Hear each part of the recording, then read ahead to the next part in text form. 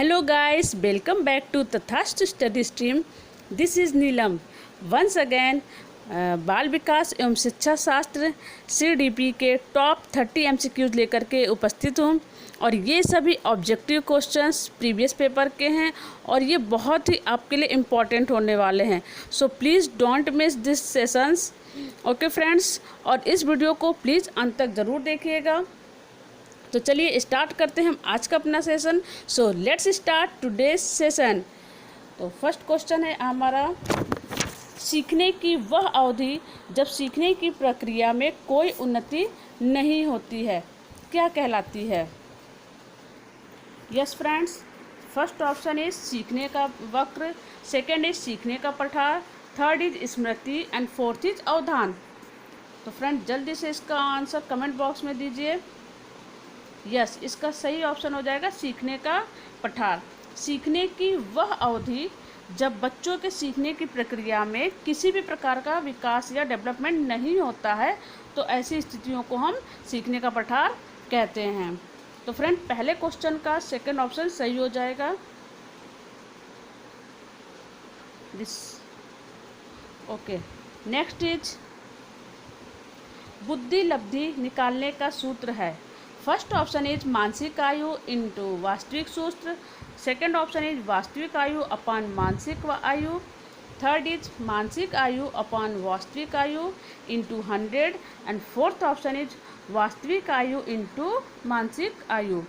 तो फ्रेंड्स इस क्वेश्चन का ऑप्शन जो है क्या सही होगा, आप भी गेस करके जल्दी से टिक लगाइए. यस, इसका जो है ऑप्शन थर्ड सही हो जाएगा. दिस मानसिक आयु अपॉन वास्तविक आयु into 100.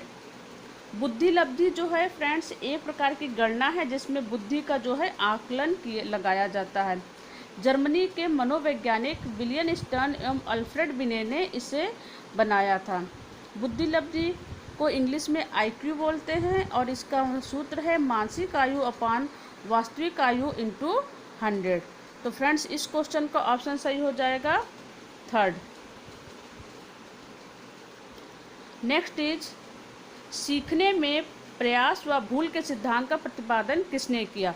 First option is Kohler, second is Pavlov, third is Thorndike and fourth is gestalt.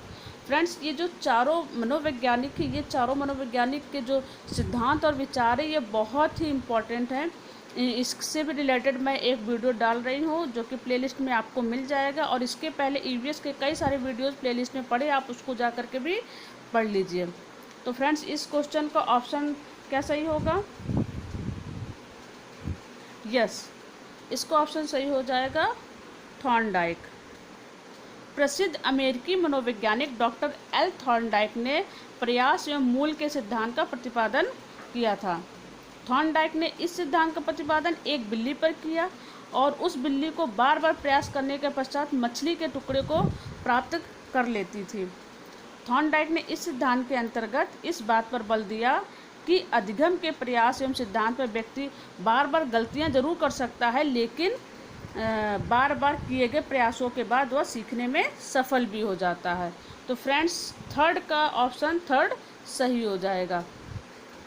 Next is समान संयुक्त कोशिका में गुणसूत्रों के जोड़े होते हैं.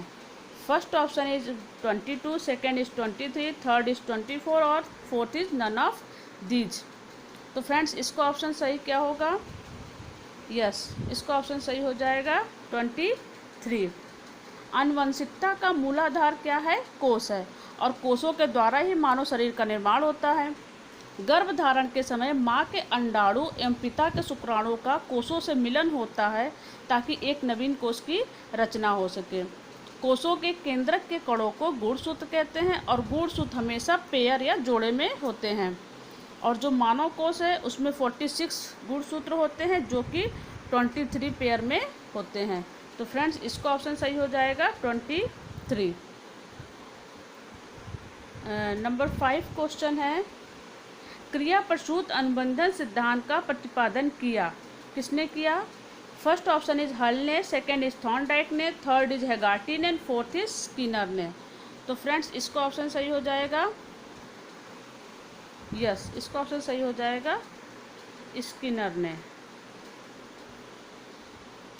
क्रिया प्रसूत अनुबंध सिद्धांत का प्रतिपादन प्रसिद्ध मनोवैज्ञानिक बीएफ स्किनर ने एक चूहे पर किया था, जिसे स्किनर बॉक्स के नाम से भी जाना जाता है। स्किनर ने इस सिद्धांत में पाठ्यक्रम को सरल बनाने के लिए छोटे छोटे खंडों में इसे बांट दिया था, जिसमें कि अधिगम शीघ्र एवं प्रभावी हो जाती थी और क्रिया प्रसूत अनुबंधन में पुनर्बलन का व्यापक महत्व है, जो कि दंड, पुरस्कार, परिणाम एवं ज्ञान के रूप होते हैं। फ्रेंड्स, जो ये यहाँ पे मैंने वर्ड यूज किया है, दंड, पुरस्कार, परिणाम एवं ज्ञान, ये 4-5 वर्ड ऐसे हैं जो कि इससे आप आसानी से पता लगा सकते हैं कि ये बीएफ स्किनर के सिद्धांत से रिलेटेड क्वेश्चन है। तो फ्रेंड्स, जो है 5th का जो आंसर सही हो जाएगा स्किनर। नेक्स्ट इज कोहलर निम्न में से किससे संबंधित है? फर्स्ट ऑप्शन इज अभिप्रेरणा का सिद्धांत, सेकेंड इज विकास का सिद्धांत, थर्ड इज व्यक्तित्व का सिद्धांत एंड फोर्थ इज अधिगम का सिद्धांत। तो इसका आंसर क्या सही होगा? यस, इसका आंसर सही हो जाएगा फोर्थ, अधिगम का सिद्धांत। कोहलर जो थे वो अधिगम के सिद्धांत से रिलेटेड हैं और इन्होंने अंतर्दृष्टि या सूझ के सिद्धांत को प्रतिपादित किया, जो कि सीखने के सिद्धांत से संबंधित है। और कोहलर जी ने सुल्तान नामक चिंपैंजी पर अपना प्रयोग किया था। जब बच्चों को कुछ पढ़ाया जाए या कुछ सीखने के लिए कहा जाए तो बच्चे जो है पूरी तरीके से सब कुछ समझ प्रस्तुत करना चाहिए। बालकों के बौद्धिक विकास हेतु अंतर्दृष्टि एवं सूझबूझ बहुत ही सहायता करती है। ठीक है फ्रेंड्स, नेक्स्ट क्वेश्चन है हमारा 7th नंबर, बुद्धि के तरल क्रिस्टली प्रतिमान के प्रतिपादक कौन थे? First option is cattail, second is Thorndike, third is Werner and fourth is Skinner. तो फ्रेंड्स, इसका ऑप्शन जो है कमेंट बॉक्स में लिख करके ज़रूर भेजिए। यस, इसका ऑप्शन सही हो जाएगा कैटल। फ्रेंड्स, कैटल जो थे उन्होंने बुद्धि के तरल एवं क्रिस्टलाइज प्रतिमान का प्रतिपादन अरबी कैटल से किया है। तरल सिद्धांत वंशानुक्रम, कार्यकुशलता अथवा केंद्रीय नाड़ी संस्थान की दी हुई विशेषताओं पर आधारित एक सामान्य योग्यता है, जबकि क्रिस्टलाइज भी एक प्रकार की सामान्य योग्यता है जो अनुभव, अधिगम तथा अनुभव पर आधारित है। अनुभव, अधिगम और अनुभव पर आधारित है। फ्रेंड्स, इसका ऑप्शन सही हो जाएगा 7th का कैटल, ये ऑप्शन सही हो जाएगा। नेक्स्ट है हमारा क्वेश्चन, शिक्षण हेतु मानसिक उद्वेलन प्रतिमान का प्रयोग निम्न में से किसके सुधार हेतु किया जाता है? फर्स्ट ऑप्शन इज समझ, सेकेंड इज अनुप्रयोग, थर्ड इज सृजनात्मकता एंड फोर्थ इज समस्या समाधान। तो फ्रेंड्स, इसका ऑप्शन क्या सही होगा? कमेंट बॉक्स में आप लिख करके भेज सकते हैं या वीडियो को पॉज करके भी आप अपने ज्ञान को चेक कर सकते हैं कि आपकी कितनी तैयारी अभी तक हो सकती है। यस, इसका ऑप्शन सही हो जाएगा फ्रेंड्स थर्ड, सृजनात्मकता। एलेक्स एफ आसबर्न ने अपनी बुक सृजनात्मकता समस्या समाधान में शिक्षण हेतु मानसिक उद्वेलन प्रतिमान का प्रयोग सृजनात्मक सुधार हेतु किया जाता है। यह विधि किसी व्यक्ति के अनोखे विचार समस्या समाधान हेतु बहुत ही उपयोगी साबित होती है। नेक्स्ट इज गोलमैन निम्न में से किससे संबंधित हैं? फर्स्ट इज सामाजिक बुद्धि, सेकेंड इज संवेगात्मक बुद्धि, थर्ड इज आध्यात्मिक बुद्धि एंड फोर्थ इज सामान्य बुद्धि। तो फ्रेंड्स, इसका जो ऑप्शन सही होगा वो है सेकेंड, संवेगात्मक बुद्धि। फ्रेंड, जो है डैनियल गोलमैन ने संवेगात्मक बुद्धि का सिद्धांत दिया था। गोलमैन ने इस सिद्धांत को अपनी पुस्तक इमोशनल इंटेलिजेंस के माध्यम से संपूर्ण विश्व में प्रचलित कर दिया। यह स्वयं एवं दूसरों की भावनाओं अथवा संवेगों को समझने, व्यक्त करने एवं नियंत्रित करने की योग्यता को ही संवेगात्मक बुद्धि कहते हैं। तो इसका 9th का जो ऑप्शन सही होगा संवेगात्मक बुद्धि। Yes, next is 10th number question हमारा, निम्न में कौन शेष भिन्न है? फर्स्ट ऑप्शन इज अधिगम के लिए अधिगम का सिद्धांत, सेकेंड इज समान अवयवों का सिद्धांत, थर्ड इज ड्राइव रिडक्शन सिद्धांत एंड फोर्थ इज सामान्यीकरण का सिद्धांत। तो फ्रेंड्स इस क्वेश्चन का जो ऑप्शन सही हो जाएगा ड्राइव रिडक्शन सिद्धांत। ड्राइव रिडक्शन सिद्धांत एक अभिप्रेरणात्मक सिद्धांत है और यह सिद्धांत प्रसिद्ध मनोवैज्ञानिक क्लार्क हल द्वारा 1943 में दिया गया था। और जो अदर तीन हैं उनका सिद्धांत वो जो है किससे संबंधित है, वो अधिगम से संबंधित हैं। तो फ्रेंड्स इस 10th क्वेश्चन का जो ऑप्शन सही होगा थर्ड। नेक्स्ट इज संज्ञानात्मक संप्राप्ति का न्यूनतम स्तर है। फर्स्ट ऑप्शन इज ज्ञान, सेकेंड इज बोध, थर्ड इज अनुप्रयोग एंड फोर्थ इज विश्लेषण। तो इस क्वेश्चन का जो ऑप्शन सही हो जाएगा वो होगा फर्स्ट ऑप्शन इसका सही हो जाएगा ज्ञान। ब्लूम ने संज्ञानात्मक संप्राप्ति को 6 भागों में डिवाइड किया था, जिसमें कि ज्ञान, अवबोध, अनुप्रयोग, विश्लेषण, संश्लेषण तथा मूल्यांकन के रूप में इसको विभाजित किया, जिसमें कि ज्ञान संज्ञानात्मक संप्राप्ति में न्यूनतम स्तर पर है। सबसे न्यूनतम स्तर पर क्या है, ज्ञान है। ठीक है फ्रेंड्स, नेक्स्ट है हमारा क्वेश्चन, एक बालक जो साइकिल चलाना जानता है मोटर बाइक चलाना सीख रहा है, तो यह उदाहरण होगा, क्या उदाहरण होगा इसका फ्रेंड्स। फर्स्ट ऑप्शन है क्षैतिज अधिगम अंतरण का, सेकेंड इज ऊर्ध्व अधिगम अंतरण का, थर्ड इज द्विपार्श्विक अधिगम अंतरण का एंड फोर्थ इज कोई भी अधिगम अंतरण का। ठीक है, तो इसका ऑप्शन क्या हो जाएगा, इसका ऑप्शन सही हो जाएगा सेकेंड ऊर्ध्व अधिगम अंतरण का। एक बालक जो साइकिल चलाना जानता है और मोटर बाइक या मोटरसाइकिल चलाना सीख रहा है, तो जो ऊर्ध्व अधिगम अंतरण का उदाहरण है, ऊर्ध्व अधिगम सीखने की एक समानांतर स्तर से उसी स्तर में एक उच्च स्तर में सीखने की प्रक्रिया है। तो इस क्वेश्चन का जो ऑप्शन सही हो जाएगा वो ऊर्ध्व अधिगम अंतरण। नेक्स्ट इज निम्न में कौन सा अधिगम के पठार का कारण नहीं है। फर्स्ट ऑप्शन इज प्रेरणा की सीमा, सेकेंड इज विद्यालय का सहयोग, थर्ड इज शारीरिक सीमा एंड फोर्थ इज ज्ञान की सीमा। तो फ्रेंड्स इस क्वेश्चन का ऑप्शन जो है आप कमेंट बॉक्स में दीजिए, या तो वीडियो को पॉज करके इसका आंसर ज़रूर देने की कोशिश करिए।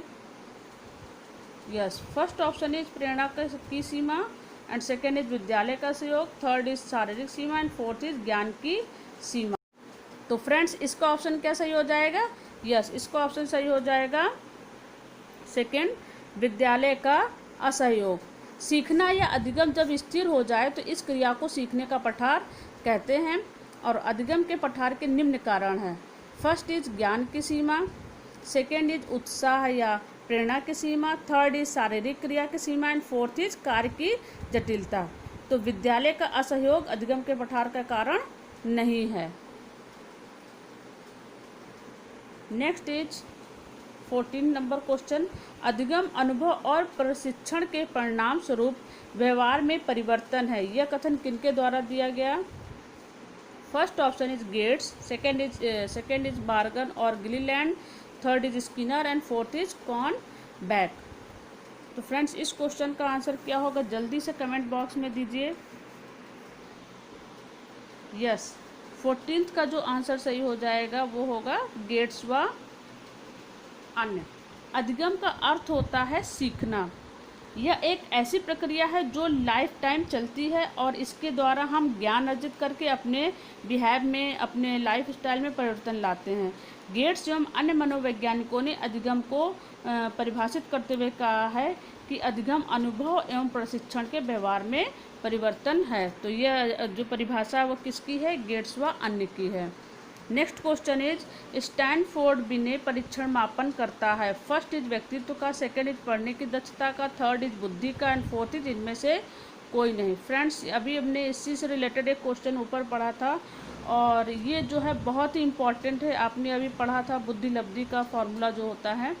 यस, स्टैनफोर्ड बिने परीक्षण मापन, तो ये किसका मापन करते हैं। यस, थर्ड ऑप्शन इसका सही हो जाएगा, बुद्धि का। स्टैनफोर्ड बिना परीक्षण मापन का संबंध बुद्धि से है और इसके अंतर्गत बुद्धि की उच्च एवं औसत सीमा होती है। फ्रेंड्स, ये क्वेश्चन बहुत इंपॉर्टेंट है और मैंने भी जब सीटेट का एग्ज़ाम दिया था तो यह क्वेश्चन आया था। तो इसलिए जो है स्टैनफोर्ड और बिनेट के जो टॉपिक है इसको बहुत ध्यान से पढ़िएगा।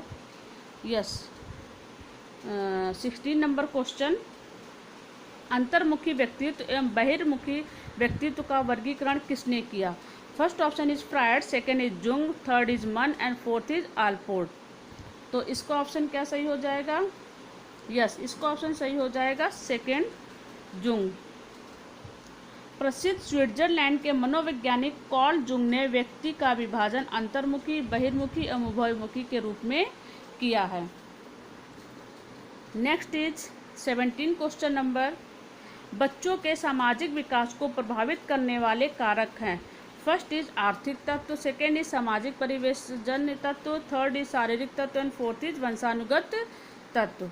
तो इस क्वेश्चन का आंसर सही हो जाएगा सेकेंड, सामाजिक परिवेशजन्य तत्व।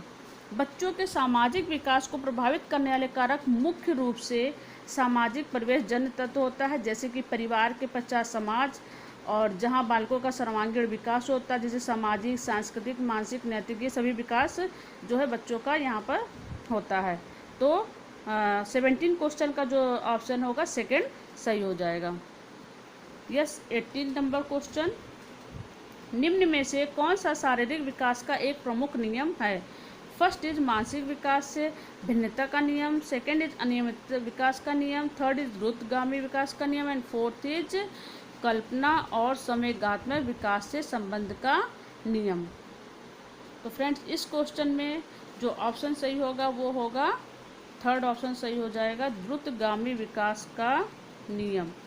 द्रुतगामी विकास का नियम। शारीरिक विकास एक सतत प्रक्रिया है जो कभी भी मंद तो कभी तेज हो जाती है।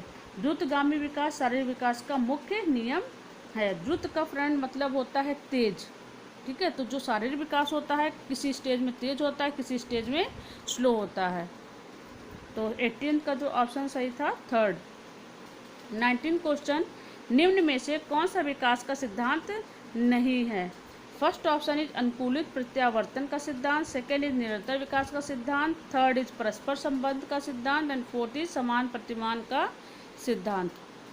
तो 19 क्वेश्चन का जो आंसर सही हो जाएगा वो होगा फर्स्ट ऑप्शन करेक्ट हो जाएगा, अनुकूलित प्रत्यावर्तन का सिद्धांत। ये सिद्धांत जो है निरंतर विकास, परस्पर संबंध, समान प्रतिमान, एकीकरण, विकास की दिशा से संबंधित सिद्धांत, बाल विकास से संबंधित है। विकास जो है माँ के गर्भ से लेकर के मृत्यु पर्यंत तक चलती रहती है। नेक्स्ट इज 20 क्वेश्चन, विकास के परिणाम स्वरूप नवीन विशेषताएं और नवीन योग्यताएं प्रकट होती हैं, यह कथन किसने दिया है? फ्रेंड्स, कथन वाले जो टॉपिक होते हैं वो बहुत ही इम्पॉर्टेंट होते हैं, उनको बहुत ध्यान से आप पढ़िए। आप यूट्यूब के किसी भी चैनल से पढ़ रहे हैं या तथास्तु स्टडी स्ट्रीम चैनल से पढ़ रहे हैं तो इसके साथ साथ आप आधा या 1 घंटा जो है अगर आप वीडियो या उससे पढ़ते हैं तो आप जो है 2 से 3 घंटे जो है आप बुक से ज़रूर सेल्फ स्टडी करिए, ठीक है फ्रेंड्स। तो हमारा जो 20 का जो आंसर हो जाएगा वो फर्स्ट सही होगा, गेसेल। विकास के परिणाम स्वरूप नवीन विशेषता और नवीन योग्यता प्रकट होती हैं, गेसेल ने दिया था। सेकेंड नेक्स्ट है हमारा क्वेश्चन 21, मूल प्रवृत्तियों को 14 प्रकार से किसने वर्गीकृत किया है?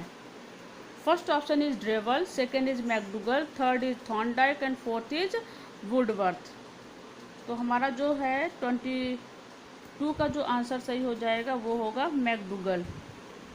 अमेरिकी मनोवैज्ञानिक जॉन ए मैकडूगल ने संवेग से संबंधित 14 मूल प्रवृत्तियों के बारे में बताया, जिसमें कि रूप से भय, प्रेम, ईर्ष्या, घृणा, कामुकता आदि आते हैं। तो जो है हमारा 21 का सही हो जाएगा सेकेंड नंबर। अब है हमारा 22, किसी दूसरी वस्तु की अपेक्षा एक वस्तु पर चेतना का केंद्रीकरण अवधान है, यह कथन है। First option is Dumville, second is Ross का, थर्ड इज मन का एंड फोर्थ इज मैकडूगल का। तो हमारा 22 का जो आंसर सही हो जाएगा वो सही हो जाएगा रॉस का। किसी वस्तु, विचार आदि पर चेतना को केंद्रित करने की मानसिक प्रक्रिया को अवधान कहते हैं। और इसी को परिभाषित करते हुए रास ने कहा है कि अवधान दूसरी वस्तु की अपेक्षा एक वस्तु पर चेतना का केंद्रीकरण अवधान है। तो ये कथन जो है रॉस का है। 23 क्वेश्चन नंबर, निम्न में से कौन सा सीखने के मुख्य नियमों में शामिल नहीं है? फर्स्ट इज तत्परता का नियम, सेकेंड इज अभ्यास का नियम, थर्ड इज बहुअनुक्रिया का नियम एंड फोर्थ इज अप्रभाव का नियम। तो फ्रेंड्स इसमें जो है थॉर्नडाइक ने जो नियम दिए थे वो दिया हुआ है इसमें, और थॉर्नडाइक के जो नियम और सिद्धांत है वो बहुत ही इम्पॉर्टेंट हैं। उसको जो है पेपर में पढ़ करके ज़रूर जाइएगा, और उसी से रिलेटेड भी मैं एक वीडियो अभी डालने वाली हूँ, आप लोग बहुत ध्यान से उसको देख लीजिएगा। तो 23 का जो क्वेश्चन सही हो जाएगा वो होगा थर्ड, बहुअनुक्रिया का नियम। अमेरिकी मनोवैज्ञानिक एडवर्ड थॉर्नडाइक ने अधिगम से संबंधित तत्परता का नियम, अभ्यास का नियम, प्रभाव का नियम दिया था। इन तीनों नियमों के माध्यम से शिक्षण प्रक्रिया को बहुत ही इफ़ेक्टिव बनाया जा सकता है। बहुअनुक्रिया का नियम सीखने के मुख्य नियमों में शामिल ना होकर के थॉर्नडाइक के अधिगम संबंधित सहायक नियमों में है। ठीक है फ्रेंड्स, जैसे मैंने अभी बताया ना थॉर्नडाइक के नियम, तो थॉर्नडाइक के नियम जो हैं ये बहुत ही इम्पॉर्टेंट है, इसको ज़रूर जो है आप पढ़िएगा। नेक्स्ट इज 24 क्वेश्चन नंबर, 12 वर्ष से 16 वर्ष के बच्चों के लिए हिंदी में डॉक्टर एस जलोटा ने कौन सा परीक्षण प्रतिपादित किया? फर्स्ट ऑप्शन इज अशाब्दिक बुद्धि परीक्षण, सेकेंड इज साधारण मानसिक योग्यता, थर्ड इज आर्मी अल्फा परीक्षण एंड फोर्थ इज चित्रांकन परीक्षण। तो 24 क्वेश्चन का जो ऑप्शन सही हो जाएगा वो होगा सेकेंड, साधारण मानसिक योग्यता परीक्षण। डॉक्टर एस जलोटा ने 12 से 16 वर्ष के बच्चों के लिए साधारण मानसिक योग्यता परीक्षण का प्रतिपादन किया। यह व्यक्तिगत रूप से सीखने, अनुदेशकों को समझने तथा समस्याओं के समाधान से संबंधित है। यस, 24 के बाद है हमारा नेक्स्ट क्वेश्चन 25, बुद्धि के द्विकारक सिद्धांत का प्रतिपादन किसने किया?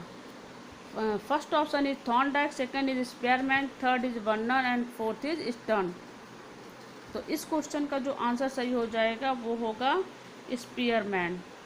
बुद्धि के द्विकारक सिद्धांत का सृजन स्पेयरमैन ने किया, और इनके अनुसार बुद्धि के दो कारक हैं, फर्स्ट इज सामान्य मानसिक योग्यता एवं सेकेंड इज विशिष्ट मानसिक योग्यता। जिस व्यक्ति की जितनी अधिक सामान्य योग्यता होगी वह उतना ही तेज होगा। तो 25 का जो क्वेश्चन है वो है स्पेयरमैन, आंसर सही हो जाएगा। नेक्स्ट इज निम्न में से कौन सा युग्म सही नहीं है? फर्स्ट ऑप्शन इज सीखने का उद्दीपक अनुक्रिया सिद्धांत, थॉर्नडाइक, सेकेंड इज सीखने का क्रिया प्रसूत अनुबंध सिद्धांत, बीएफ स्किनर, थर्ड इज सीखने का क्लासिकल सिद्धांत पेवलोव एंड फोर्थ इज सीखने का समग्र सिद्धांत हल। तो 26 क्वेश्चन का जो ऑप्शन सही हो जाएगा वो होगा समग्र सीखने का समग्र सिद्धांत हल। ये युग्म जो मतलब जो है सही नहीं है। फ्रेंड्स मैंने जो है कई लास्ट वीडियोस में भी ये बताया है कि जो नहीं वाले क्वेश्चन होंगे उसको बहुत ध्यान से आप पहले पढ़िएगा और नहीं वाले वर्ड को अंडरलाइन करिएगा, फिर आप जो है आंसर उसमें टिक करिएगा। तो इसका जो आंसर सही हो जाएगा 4th नंबर, सीखने का समग्र सिद्धांत हल। और बाकी जितने भी हैं जैसे सीखने का उद्दीपक अनुक्रिया सिद्धांत थॉर्नडाइक ने दिया था, सीखने का क्रिया प्रसूत अनुबंधन सिद्धांत बीएफ स्किनर ने, सीखने का क्लासिकल सिद्धांत पेवलोव ने, और सीखने का समग्र सिद्धांत शिक्षा का ये क्या है, एक दर्शन है। 27th question number. फ्रेंड्स बस इस सेशन का जो है 3 क्वेश्चन और रह गए हैं, और आप जो है वीडियो को ज़रूर देखा करिए पूरा, और इससे जो है आपके पेपरों की आसानी से तैयारी होती रहेगी। इनमें से किसका नाम सुजनन शास्त्र के पिता से जुड़ा है? First option is crow, second is Galton, third is Ross and fourth is Woodworth. तो 27 क्वेश्चन का जो ऑप्शन सही हो जाएगा वो होगा गॉल्टन। सृजन शास्त्र के पिता के रूप में फ्रांसिस गाल्टन को जाना जाता है और इनका उद्देश्य जो है आनुवंशिकी और मानव आबादी का विकास करना है। 28 क्वेश्चन नंबर, ग्रंथियों के आधार पर व्यक्तित्व के विभिन्न प्रकारों की चर्चा किसने की? First option is Kretschmer, second is Jung, third is Cannon and fourth is Spranger. तो 28 क्वेश्चन का जो ऑप्शन हमारा सही हो जाएगा वो होगा क्रेस्मर।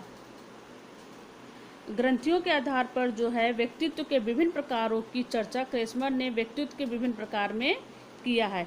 इसमें उन्होंने अंतःस्रावी ग्रंथि के बारे में चर्चा की है। 29 क्वेश्चन नंबर, सृजनात्मकता मौलिक परिणामों को अभिव्यक्त करने की मानसिक प्रक्रिया है, यह कथन किसका है? फ्रेंड देखिए, इसी जो है आपने सेट देखा, इस सेट में 3 से 4 जो हैं आपके कथन आ चुके। तो फ्रेंड्स इसी से आप अंदाज़ा लगा सकते हैं कि कथन वाले जो क्वेश्चन हैं कितने इम्पॉर्टेंट हैं। फर्स्ट इज कोलम्ब्रुस का, second is Drever, third is DeHaan and fourth is Crow and Crow का। तो जो सिद्धांत जो है ये कथन जो है ये है क्रो एंड क्रो का।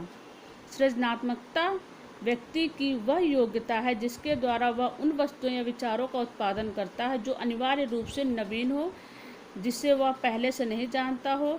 सृजनात्मकता के संदर्भ में क्रो एंड क्रो ने कहा है कि सृजनात्मकता मौलिक परिणामों को अभिव्यक्त करने की योग्यता है। ठीक है फ्रेंड्स, तो 29 क्वेश्चन का ऑप्शन सही हो जाएगा fourth. 13th question number and this sessions last question, विद्रोह की भावना की प्रवृत्ति निम्न में से किस अवस्था से संबंधित है? तो हमारा फर्स्ट ऑप्शन है बाल्यावस्था, सेकेंड है शैशवावस्था, थर्ड है पूर्व किशोरावस्था एंड फोर्थ है मध्य किशोरावस्था। तो प्रसिद्ध वैज्ञानिक जो हैं जीन पियाजे के अनुसार विद्रोह की भावना मध्य किशोरावस्था में होती है, जो कि इनके अनुसार 13 से 15 वर्ष मानी गई है। तो फ्रेंड जो है इस क्वेश्चन को ऑप्शन 4th नंबर सही हो जाएगा। यस फ्रेंड्स, ये जो है हमारा आज का सेशन ख़त्म होता है और आशा करती हूँ कि आप सभी को ये जो सेशन है पसंद आया होगा। तो थैंक यू दोस्तों वीडियो को अंत तक देखने के लिए। अगर हमारा वीडियो अच्छा लगता है तो प्लीज़ हमारे वीडियो को लाइक कीजिएगा अपने दोस्तों के साथ, और जितने भी एजुकेशन व्हाट्सएप ग्रुप होंगे शेयर कीजिए, और हमारे चैनल को सब्सक्राइब करने के साथ साथ बेल आइकन ज़रूर दबाएं। फ्रेंड्स लेटेस्ट वीडियो के नोटिफिकेशन सबसे पहले आपको मिल जाएंगे। तो मिलते हैं फ्रेंड्स नेक्स्ट वीडियो में, तब तक के लिए वंदे मातरम।